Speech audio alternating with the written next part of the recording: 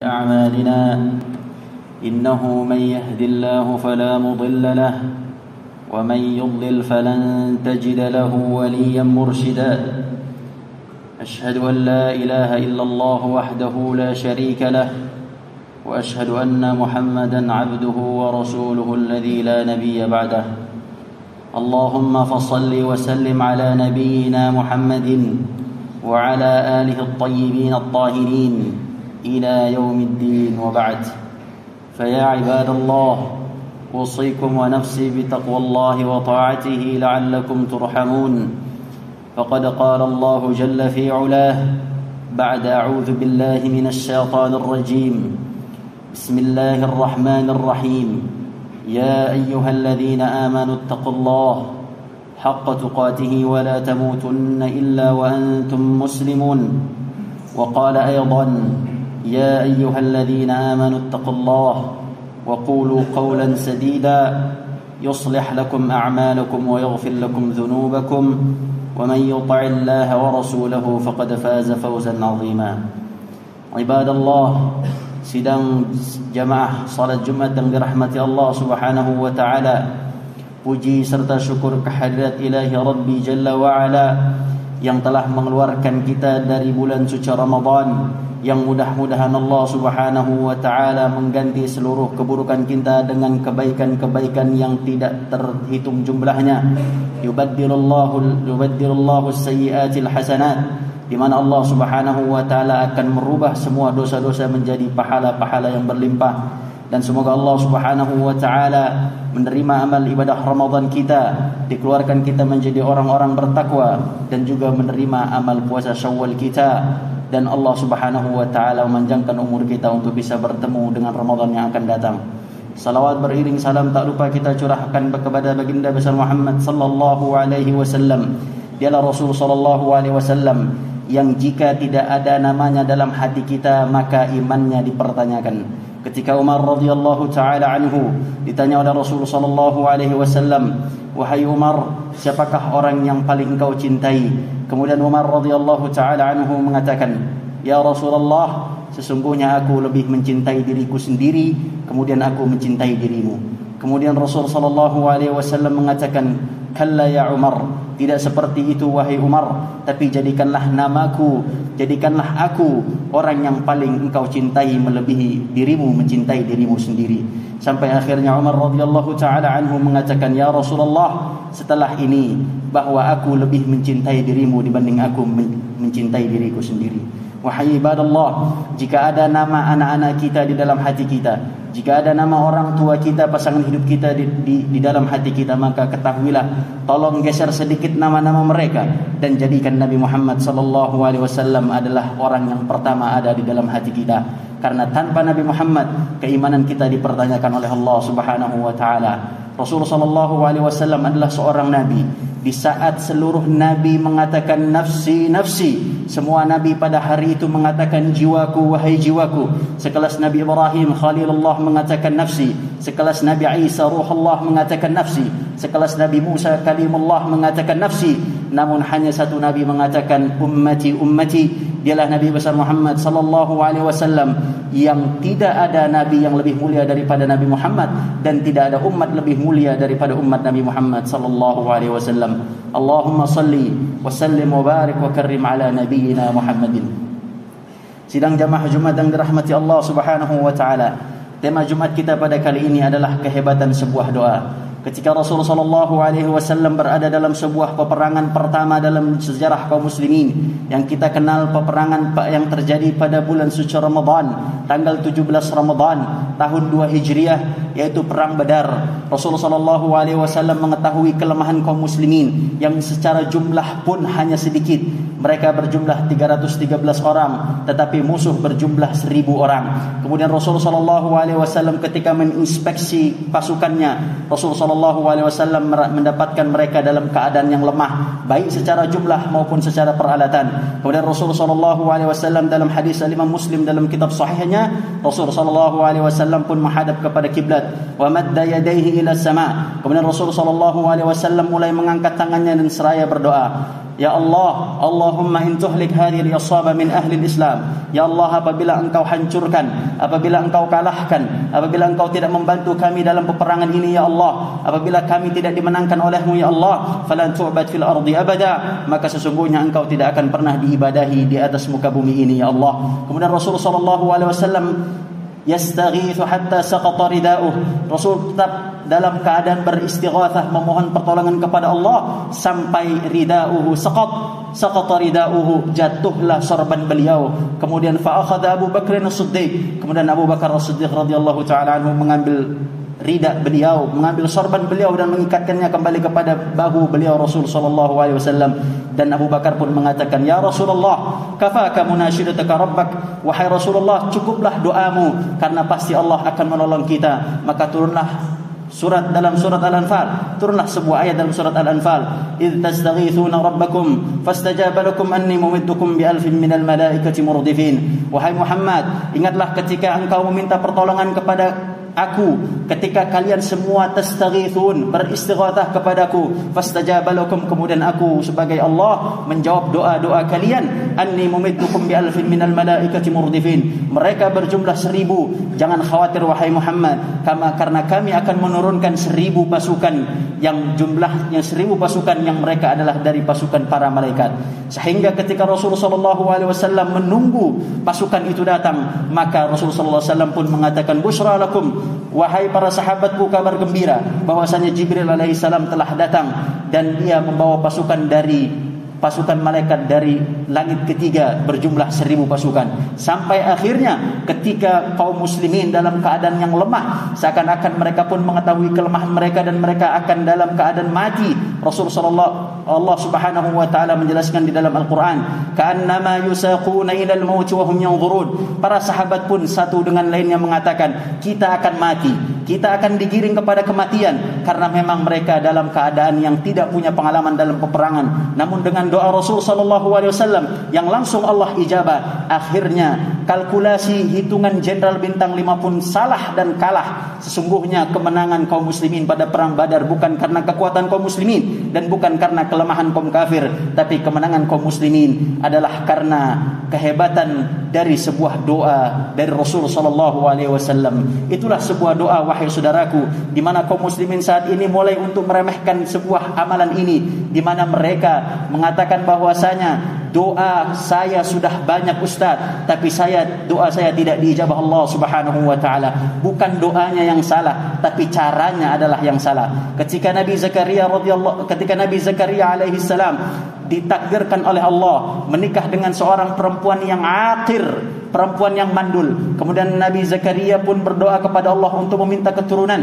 Kemudian Nabi Zakaria alaihi salam pun mengatakan, "Rabbi inni wahana al-'azmu minni washta'ala ar-ra'su shayba wa lam akun bidu'aika rabbi syaqiyya." Ya Allah, aku berdoa dari aku muda ya Allah sampai detik ini ya Allah, qala rabbi inni wahana al-'azmu, sampai tulangku menjadi lemah, washta'ala ar-ra'su shayba, sampai rambutku menjadi putih ya Allah. Doaku belum engkau ijabah ya Allah, doaku belum engkau ijabah, wa lam akun bidu'aika rabbi syaqiyya, tapi saya tidak pernah untuk lalai dalam berdoa kepadamu. Saya tidak pernah bosan untuk berdoa kepadamu. Saya tidak pernah putus asa untuk mendapatkan rahmatmu. Sehingga pada akhirnya Allah Subhanahu wa taala menjawab doa Nabi Zakaria. Seraya datanglah Jibril kepada Nabi Zakaria, "Ya Zakaria, inna nubashiruka bi ghulamin ismuhu Yahya." Wahai Zakaria, engkau akan mendapatkan seorang anak, yang seorang anak ini namanya bukan darimu, tapi namanya adalah pemberian langsung dari Allah Subhanahu wa taala, yang kami beri nama Yahya. Lam naj'al lahu min qablu samiyya, yang mana nama ini belum pernah dipakai dan disematkan kepada penduduk bumi sebelumnya. Sampai akhirnya Nabi Zakaria pun kaget tercengang dengan diijabahnya doa beliau, karena secara kalkulasi ilmu kedokteran manapun di atas muka bumi ini akan mengatakan bahwa Nabi Zakaria tidak akan memiliki anak. Berapa banyak contoh kehidupan ini terjadi dalam kehidupan kita. Mereka banyak daripada dokter yang mengatakan bahwa penyakit ini tidak bisa disembuhkan. Kalla, subhanallah, bagaimana ia bisa mengatakan penyakit ini tidak bisa disembuhkan, padahal kita punya Allah Jalla wa'ala yang bisa melakukan segala sesuatu di atas kemampuan manusia. Sampai akhirnya kemudian ketika Nabi Zakaria mendapatkan kabar gembira dari Jibril pun, Nabi Zakaria pun menggunakan kalkulasi dunianya, menggunakan logikanya. Qala rabbi anna yakunu li ghulam, ya wahai Jibril, wahai Allah, bagaimana aku punya anak, wa kanat imraati aqira, sedangkan istriku dalam keadaan mandul, wa qad balaghtu minal kibri atiya, dan aku dalam keadaan tua renta. Kemudian Jibril pun mengatakan, qala kadzalik, wahai Zakaria, begitukah engkau mengatakan wahai Zakaria? Kemudian Jibril pun mengatakan, qala rabbuka huwa alayya hayyin, wahai Zakaria, ketahuilah hanya untuk menaruh janin dalam perut istrimu. Qala rabbuk huwa alayya hayyin, bagi Allah alayya hayyin, bagi Allah itu adalah mudah dan tidak ada kesulitan bagi Allah untuk mendatangkan anak. Sampai akhirnya Allah kabulkan permintaan Nabi Zakaria. Artinya kalahlah perhitungan kalkulasi manusia ketika berdoa kepada Allah bahwa yang tidak mungkin menjadi mungkin, yang mustahil menjadi bisa terjadi. Ketika Allah Subhanahu wa taala menceritakan dalam surat Ali Imran, di mana Ali Imran diceritakan bahwa seorang istri ingin memiliki seorang anak, kemudian anak itu diharapkan seorang laki-laki untuk menjadi pengabdi di Palestina sana. Kemudian Allah Subhanahu wa taala menjawab seorang perempuan. Doanya laki, yang datang adalah perempuan. Bukankah ini pula yang terjadi dalam kehidupan kita, wahai saudaraku? Kita minta kepada Allah A, yang datang adalah B.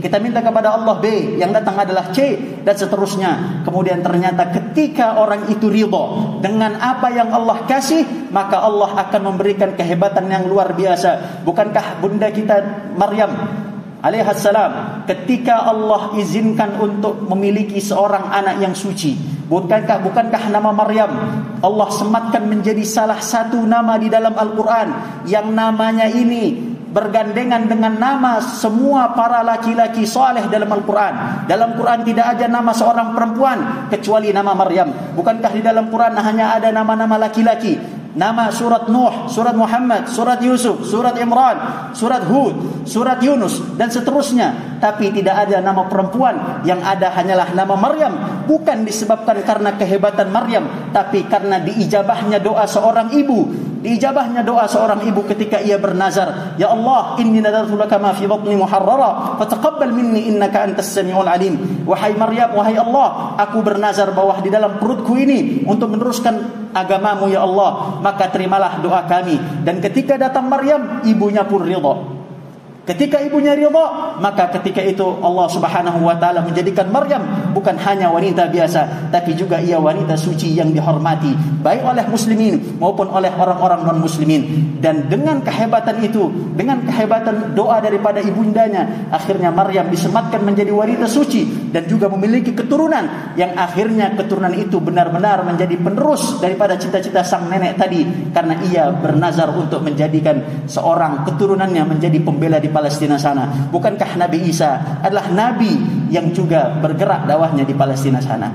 Itulah sebuah doa, wahai saudaraku, yang tidak bisa diremehkan oleh kita. Bahwasanya berapa banyak orang sehat bukan karena obatnya, bukan karena kehebatan dokternya, tapi orang sehat hebat karena doanya. Berapa banyak orang yang belum pergi haji, namun pergi haji atas izin Allah, namun dia bisa umrah atas izin Allah, bukan karena hartanya, tapi karena doanya. Berapa banyak para dai-dai kondang saat ini, para orang-orang soleh, orang-orang sukses pada saat ini, keluarganya sakinah, mawaddah, warahmah, punya keturunan soleh-solehah, bukan karena dianya, tapi pasti di balik itu ada kisah dengan para ibundanya, dengan para orang tuanya. Karena memang ada 3 doa yang tidak mungkin ditolak oleh Allah Subhanahu wa taala. Thalatha da'awatin la turad, tidak mungkin doa 3 ini ditolak oleh Allah Subhanahu wa taala. Di antaranya adalah da'watul walid li waladihi, yaitu doanya orang tua kepada anak-anaknya. Barakallahu li wa lakum fil Qur'anil azim wa nafa'ani wa iyyakum bima fihi minal ayati wa dzikril hakim. Wa taqabbala minni wa minkum tilawatahu innahu huwal ghafurur rahim.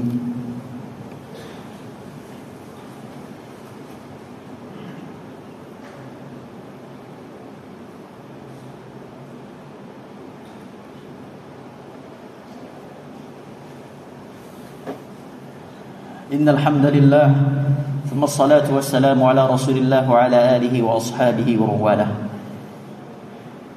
أيها المسلمون، أوصيكم ونفسي بتقوى الله وطاعته لعلكم ترحمون. فقد قال ربكم: يا أيها الذين آمنوا اتقوا الله حق تقاته ولا تموتن إلا وأنتم مسلمون. Sidang jamaah Jumat yang dirahmati Allah Subhanahu wa taala. Maka pada khutbah yang kedua ini ada beberapa kiat agar doa kita diijabah Allah Subhanahu wa taala. Yang pertama, carilah waktu yang tepat untuk berdoa. Dan waktu yang tepat untuk berdoa dua di antaranya, yaitu ketika sujud. Maka ketika sujud perbanyaklah untuk berdoa kepada Allah Subhanahu wa taala. Dan yang kedua adalah bangun malam, yaitu sepertiga malam. Kalaupun tidak dapat sepertiga malam, maka ambillah waktu sahur setengah jam sebelum subuh. Di situ Allah Subhanahu wa taala akan mengatakan kepada penduduk bumi, hal min mustaghfirin, apakah ada orang yang beristighfar kepadaku? Aghfirullah, aku akan ampuni dosanya. Hal min sa'ilin fa'utiyah, apakah pada malam hari ini ada orang yang berdoa kepadaku, maka aku akan memberi kepadanya. Kemudian yang kedua, wahai saudaraku, ketika berdoa, maka berdoalah dengan keyakinan yang sangat mantap bahwa doa kita akan diijabah Allah Subhanahu wa taala, karena tidak ada yang tidak mungkin. Rasulullah sallallahu alaihi wasallam mengatakan, "Idza tamanna ahadukum falyukthir." Jika di antara kalian ada yang berdoa, falyukthir, maka mintalah yang banyak kepada Allah Subhanahu wa taala. Fa inna ma yas'alu rabbah, karena ia meminta kepada Allah yang tidak memiliki batas ketika ia memberi kepada seorang hamba. Kemudian yang ketiga, wahai saudaraku, yang inilah dilupakan oleh kaum muslimin, yaitu berdoa untuk kemaslahatan umat. Ketika ia ingin meminta harta kepada Allah, maka mintalah harta, ya Allah, berikanlah kami harta yang halalan, thayyiban, wasi'an, mubarakan, yang dengan harta itu ya Allah saya bisa mendirikan pesantren, yang dengan harta itu ya Allah saya bisa membiayai yatim duafa, yang dengan harta itu ya Allah saya bisa membangun masjid, yang dengan harta itu ya Allah saya bisa wakaf. InsyaAllah Allah akan kasih. Ya Allah, berikanlah kami keturunan ya Allah, yang dengan keturunan kami akan meneruskan perjuangan agamamu, yang dengan keturunan kami mereka akan menjalin tali silaturahim di antara mereka. Inilah doa dan cara doa yang dilupakan oleh kaum muslimin, di mana dari kisah tiga tadi yang saya sampaikan di atas, bahwa doa dari para nabi tadi, doa daripada orang-orang soleh tadi, mereka diijabah doanya bukan untuk keperluan pribadinya, tapi mereka doa untuk keperluan umat yang ada di belakangnya. Kemudian yang terakhir, jauhkanlah diri dari yang haram, karena doa tertolak dengan suatu yang haram yang masuk ke dalam diri kita ataupun yang menempel pada diri kita. Oleh karena itu, dengan menjauhi yang haram, insyaallah doa kita akan diijabah Allah Subhanahu wa taala. Allahumma salli wa sallim ala sayyidina Muhammad wa ala ali Muhammad kama sallaita ala sayyidina Ibrahim wa ala ali sayyidina Ibrahim fil alamin innaka Hamidum Majid. Allahumma ighfir lil muslimina wal muslimat wal mu'minina wal mu'minat al ahya'i minhum wal amwat innaka sami'un qaribun mujibud da'awat wa ya qadhil hajat ya arhamar rahimin ya arhamar rahimin. Ya Allah, Engkaulah maha segalanya, ya arhamar rahimin, ya dzal jalali wal ikram. Ampunilah dosa kami, dosa kedua orang tua kami, ya Allah. Engkau maha penyayang, ya Allah, maka sayangilah kami dan anak cucu keturunan kami, ya arhamar rahimin. Ya Allah, berikanlah kami rezeki yang halal, thayyiban, wasi'an, mubarakan, ya arhamar rahimin, agar kami bisa membantu agamamu dengan harta kami, ya Allah, agar kami bisa berwakaf, ya Allah, dengan harta kami, ya Allah. Ya Allah, berikanlah keturunan yang soleh, yang soleha kepada kami, ya arhamar rahimin, agar mereka bisa mendoakan kami, ya Allah, agar kami bisa melestarikan agamamu di atas muka bumi ini, ya arhamar rahimin, ya dzal jalali wal ikram. Panggillah kami ke Makkah al-Mukarramah dan Madinatul Munawwarah, ya Allah, terkhusus pada 10 malam terakhir di bulan suci Ramadan, ya arhamar rahimin. Izinkanlah kami untuk bisa mendapatkan malam Lailatul Qadarmu, nikmat dalam ibadah kepadamu, ya dzal jalali wal ikram, di depan Ka'bahmu, di depan Ka'bahmu, di depan Ka'bahmu, bi rahmatika ya arhamar rahimin. Ya Allah, mudahkanlah setiap urusan kami, ya Allah, karena kami tahu setiap urusan yang sulit terselesaikan, ya Allah, disebabkan karena dikitnya kami dalam berdoa kepadamu, ya Allah. Maafkanlah segala kesalahan kami bi rahmatika ya arhamar rahimin. Rabbana atina fid dunya hasanah wa fil akhirati hasanah wa qina adzaban nar. Wa sallallahu ala nabiyil ummi wa ala alihi wa sahbihi wasallam wa akhiru da'wana alhamdulillahi rabbil alamin. Aqimus salam.